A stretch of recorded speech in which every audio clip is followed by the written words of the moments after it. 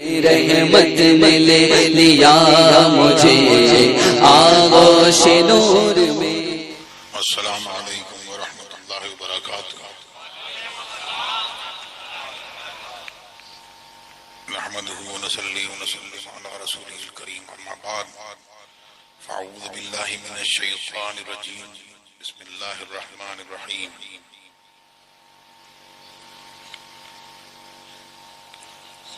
اهدنا الصراط المستقيم صراط الذين أنعمت عليهم غير المغضوب عليهم ولا الضالين، آمين۔ صدق الله العلي العظيم وبلغنا رسوله النبي الأمين الكريم، ونحن على ذلك لمن الشاهدين والشاكرين، والحمد لله رب العالمين۔ غوث اعظم بمن بے سر و سامہ مدد، قبلہ دین مدد، کعبہ ایمان مدد، انتظار کرم دشمن عینی را، اے خدا جویو خدا بینو خدا دا مدد۔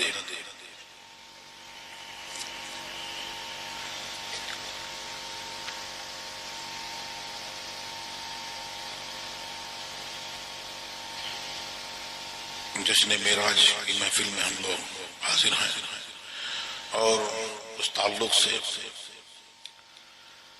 آپ نے ابھی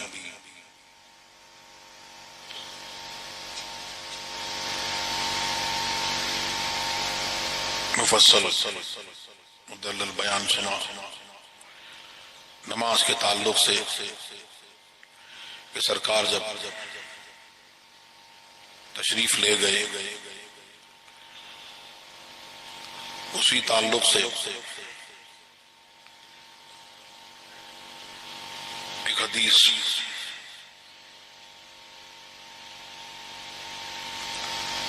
میں بھی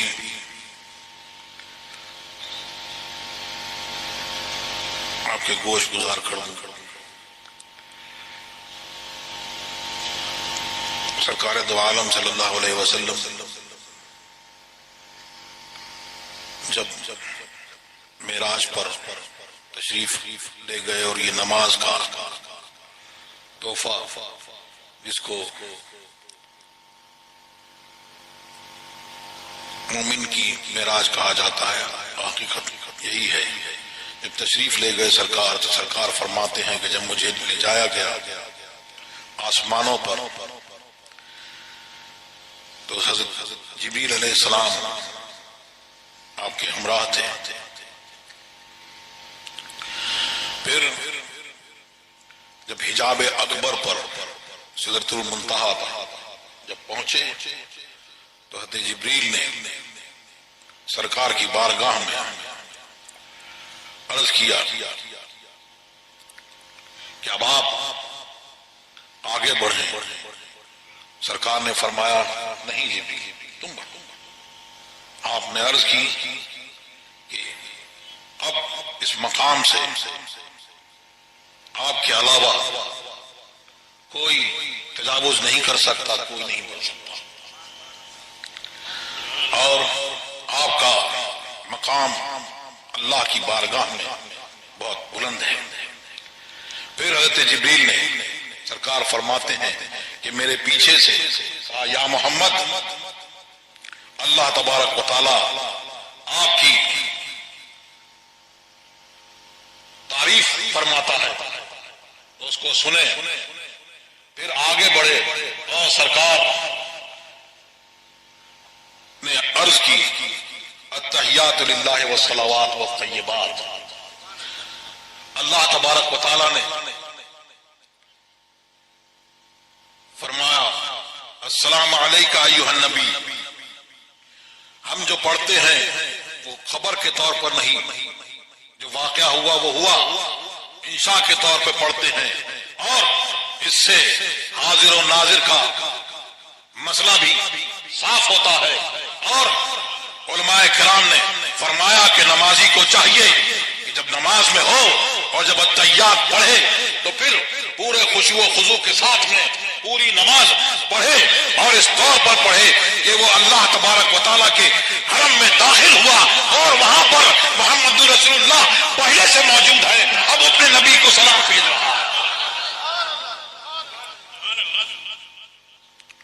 السلام علیکہ ایھا النبی۔ اللہ وبرکاتہ.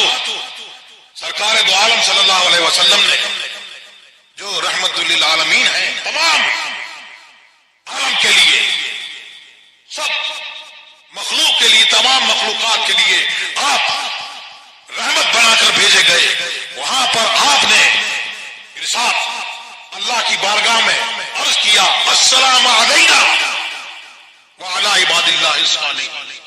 علماء کرام کی جماعت یہاں موجود ہے اور ساری فلاح جس کو جو ملا، بادشاہ کو بادشاہت، حاکم کو حکومت، اور انبیاء کرام کی نبوت بھی سرکار دو عالم صلی اللہ علیہ وسلم کے مطیع و فرما بردار ہونے پر مشروط تھی. وہ سب فلاح جس کو ملی سرکار کے صدقہ و طفیل میں ملی، لیکن سرکار نے وہاں فرمایا السلام علینا وعلی عباد اللہ الصالحین. تو السلام علینا میں یہ نقطہ ہے کہ سرکار نے فرمایا اپنے دامن رحمت میں اپنے گناہگار بندوں کو اپنی رحمت کی چادر میں سمیٹ لیا اور ارشاد فرمایا السلام علینا وعلی عباد اللہ الصالحین. پھر سرکار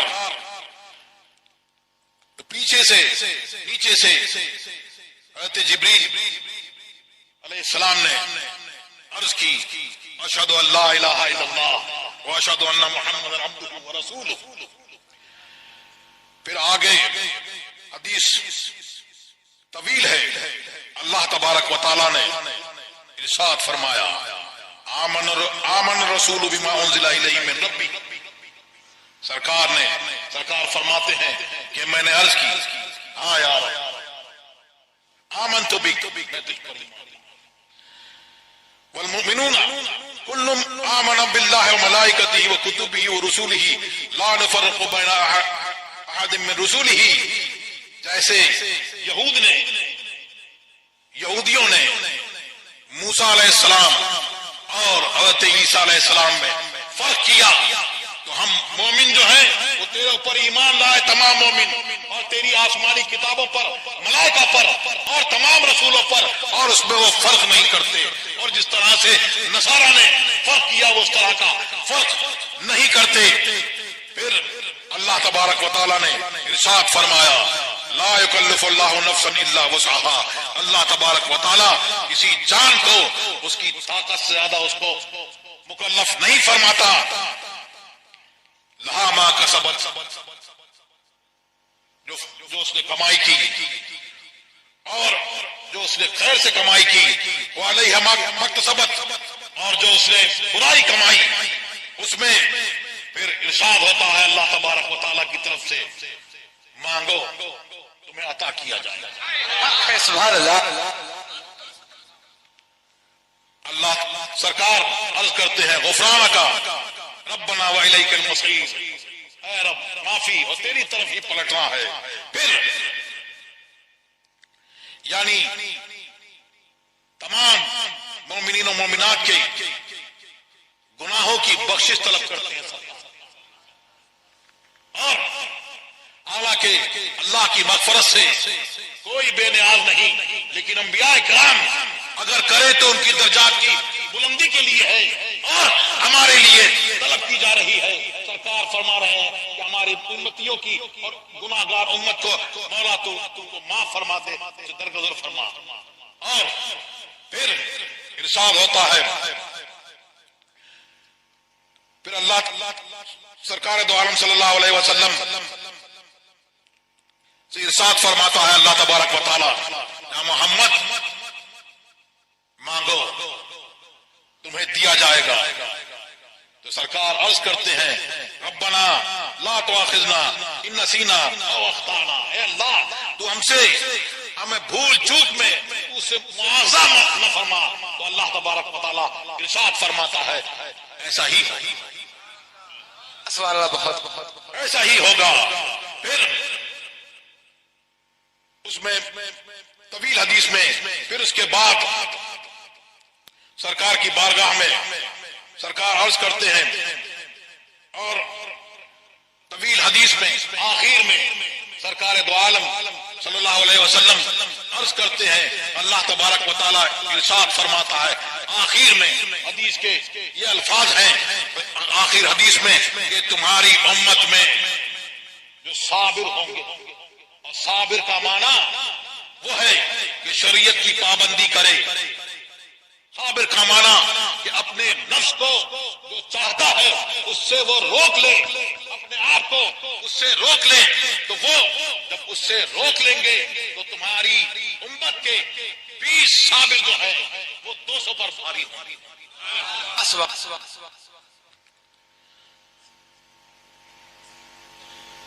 نماز اقصا میں تھا یہی صرف کہ آیا ہو مانے اول آخر، کہ دست بستہ کے پیچھے حاضر جو سلطنت آگے کر گئے تھے۔ درشی پڑھیں اللہم صلی علی سیدنا مولانا محمد المعدی والکرم والی یا رسول اللہ صلی اللہ علیہ وسلم۔ تو نمازوں کی پابندی، نماز جو ہے وہ کس کی نماز ہے؟ نماز اس کی ہے جو سرکار دو عالم صلی اللہ علیہ وسلم کی محبت میں سرشار ہو کر، بلکہ صحابہ کرام اور اولیاء اللہ کی محبت میں اور ان کی معیت میں جو نماز پڑھی جائے وہی قبول ہوگی۔ اور جو لوگ نماز پڑھتے ہیں، نماز کا دعویٰ کرتے ہیں اور ادھر ادھر نگر نگر ڈگر ڈگر گھومتے پھرتے ہیں، اور یہ ان کا عقیدہ ہے کہ محمد رسول اللہ جو ہیں معاذ اللہ ان کو دیوار کے پیچھے کا علم نہیں، وہ غیب کیا جانے، وہ جو ہیں ان کی نماز نماز نہیں۔ نماز کس کی ہے؟ وہ سنی کی نماز ہے جو محمد رسول اللہ کی محبت میں سرشار ہو کر نماز پڑھے، نماز اس کی ہے، کیونکہ ایمان اسی کے پاس ہے جو سرکار دو عالم صلی اللہ علیہ وسلم سے محبت رکھتے ہیں۔ کیوں؟ کیونکہ محبت کا نام ہی ایمان ہے، سرکار کی محبت، سرکار کا عشق یہی ایمان ہے۔ اور جو اس کے علاوہ جو چلتے ہیں وہ دوسروں کی راہ ہے، اور ان کا رد کرنا، ان پر بار بار سنیوں کو ان کے بارے میں بتانا۔ کچھ لوگوں کا ماننا یہ ہے کہ اب ایسا کرا جائے کہ بھئی نماز کے بارے میں بتائیے، حدیث کے بارے میں بتائیے، اور ہر جگہ آپ لوگ رد کرتے ہیں تو رد نہ کریں۔ تو اس کے لیے یہ ہے کہ نماز ہی میں اللہ تبارک و تعالیٰ نے اپنی بارگاہ کے وصول کا طریقہ جو بتایا تو اس میں ہم کو تعلیم فرمایا، تو ہم کو تعلیم فرمایا، کیا فرمایا کہ ہم سے عرض کرو، کس طرح عرض کرو، ایاک نعبد و ایاک نستعین، ہم تجھی کو پوچھیں اور تجھی سے مدد طلب کریں۔ اہدنا الصراط المستقیم، ہم کو سیدھا راستہ چلا، جماعت کے ساتھ میں، جماعت کے ساتھ میں، اور کوئی اگر اس کو بدلنا چاہے گا تو بدل نہیں سکے گا۔ اور کس کا راستہ؟ راستہ کس کا؟ سیدھا راستہ کس کا ہے؟ قرآن ہی بتا رہا ہے، قرآن ہی سے پوچھو جن پر تیرا انعام والے کون ہیں؟ وہ شبر نہیں ہے، وہ یزید نہیں ہے، وہ حامان نہیں ہے، وہ شداد نہیں ہے، وہ یہ بولی بولنے والے جو یہ بھی ٹھیک وہ بھی ٹھیک، ان کے ساتھ میں ہو جاؤ، ان کے ساتھ مل جاؤ، یہ ان کا راستہ سیدھا نہیں ہے، سیدھا راستہ ان کا بھی نہیں ہے۔ یہ کہتے ہیں قبر میں مسلک نہیں پوچھا جائے گا، جو یہ کہے قبر میں مسلک نہیں پوچھا جائے گا، ارے قبر میں مسلک جو پوچھا جائے گا، جب جائے گا بندہ تو اس میں سارا سوال ہوگا، تو اس میں پوچھا جائے گا، اللہ کے بارے میں سوال ہوگا، تیرا رب کون ہے بتا دے گا، دین کیا ہے بتا دے گا، پھر نقطے کا سوال ہوگا، یہ نقطے کا سوال کیا ہے، ان کے بارے میں کیا کہتا تھا، ان کے بارے میں کیا کہتا تھا۔ تو پھر محمد رسول اللہ کے کلمہ پڑھنے والے سنی مسلمان جو بزرگان دین سے وابستہ ہیں وہ تو کہہ دیں گے یہ محمد رسول اللہ ہے، میں نے ان کا کلمہ پڑھا اور میں نے ان کا کلمہ پڑھا ہے، اب ان سے پوچھو کہ میں کون ہوں۔ ہم چاہنے والے غلام ہیں، اور منافق کہے گا آقا لا ادری، میں نہیں جانتا، میں نہیں جانتا۔ اعلیٰ حضرت نے یہ فرمایا تھا کسی اور وقت کے لیے رخصت قافلہ کا شور، بس سے ہمیں اٹھائے کیوں، سوتے ہیں ان کے سائے میں کوئی ہمیں جگائے کیوں۔ سنی بتا دے گا تو اس سے کہا جائے گا سو جا، ایسے سو جا جیسے دلہن سوتی ہے دلہا سو۔ جب اس کا جگانے والا آئے گا، بلانے والا آئے گا، تب وہ جاگے گا، اور منافق کو قیامت تک اس کو مار پڑتی رہے گی۔ اللہ تبارک و تعالی ہم سب کو مسلک اہل سنت والجماعت پر، مسلک اعلی حضرت پر قائم رکھے، اور مسلک اعلی حضرت کے نام پر کچھ لوگ اس کو بھی سمجھنے کی ضرورت ہے کہ مسلک اعلی حضرت کیا ہے، مسلک اعلی حضرت کیا چیز ہے۔ تو مسلک اعلی حضرت یہ ہے کہ انہیں جانا، انہیں مانا، نہ رکھا غیر سے کام۔ انہیں جانا، انہیں مانا، نہ رکھا غیر سے کام۔ للہ الحمد میں دنیا سے مسلمان گیا۔ اور مسلک اعلی حضرت کیا ہے؟ مسلک اعلی حضرت یہ ہے کہ صلح کلی نبی کا نہیں سنی، سبحان اللہ سنی مسلم ہے سچا نبی کے لیے۔ تو ہمیں اور آپ کو چاہیے یہ کہ جو مسلک اعلی حضرت ہے، جو سچا مسلک، اور یہ ایسا کہ صحابہ کرام سے لے کر اب تک، غوث و اغواث سے لے کر اب تک وہی دین اعلی حضرت کو دین کی خدمت کے سلے میں غوث اعظم کی وسیلے سے یہ ملا کہ آج اللہ کا دین، محمد رسول اللہ کا دین آج ان کے نام سے، ان کے شہر سے پہچانا جاتا ہے۔ بے شک ہم سب کو اللہ تبارک و تعالی مسلک اعلی حضرت پر سختی سے قائم رکھے، اور اسی پر ہمارا حشر فرمائے۔ آمین۔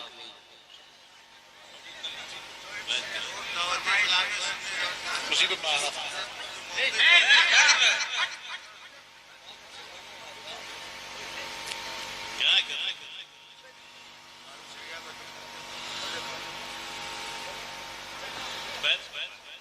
تو ہم سب کو چاہیے بہت اطمینان سے یہ بات سن لے، تاج الشریعہ کا پیغام، تاج الشریعہ زندگی بھر وہ درس دیتے رہے، اور یہ بتا کے گئے کہ، اور ان کی وصیت کہ جو زمین کے اوپر ہیں اور جو زمین کے اندر چلے گئے، حقانیت کا درس دیتے دیتے، سچائی کا درس دیتے دیتے جو دنیا سے چلے گئے ہمارے بزرگ، اب زمین کے اوپر والے اسی طور پر جانچے جائیں گے، دیکھا جائے گا کہ وہ اپنے بزرگوں کے مسلک پر ہیں یا نہیں ہیں۔ اگر بزرگوں مسلک سے ہٹے ہوئے ہیں تو ان سے کسی قسم کا کوئی تعلق نہیں، ہمارے لیے ہمارے بزرگ ہی کافی ہیں۔ اسی لیے فرمایا اعلیٰ حضرت نے، تیرے غلاموں کا نقش قدم ہے راہ خدا، وہ کیا بہک سکے جو یہ سراغ لے کے چلے، اور جو پیا کو کھائے اختر وہ سبحان اللہ، جس سے نہ خوش ہو پیا وہ راگنی اچھی نہیں۔ بہت ساری تنظیمیں اور بہت سارے لوگ آپ کے پاس آئیں گے، آپ کو اپنے اپنے طور پر بتائیں گے، لیکن صحیح دین اور سچا دین وہ کیا ہے؟ وہ مسلک اعلیٰ حضرت ہے۔ اور مسلک اعلیٰ حضرت میں نے آپ کو بہت شارٹ میں یہ بتایا کہ ان سے اور ایسوں سے آپ کو بچنا ہے۔ بہت ساری تنظیمیں الگ الگ نام سے، الگ الگ روپ دھارن کر کے آج کسی نام سے، کل کسی نام سے، کل کسی روپ میں وہ آئیں گے، لیکن ہمیں آپ کو چاہیے یہ کہ ہم پہلے جانچ لیں، دیکھ لیں، اور جو بزرگوں کی تعلیمات ہیں اس پر وہ ہیں یا نہیں ہیں۔ بزرگوں کی تعلیم سے اگر ہٹے ہوئے ہیں تو پھر ان سے ہمارا کسی قسم کا کوئی بے شک حق ہے، حق ہے، اور داسو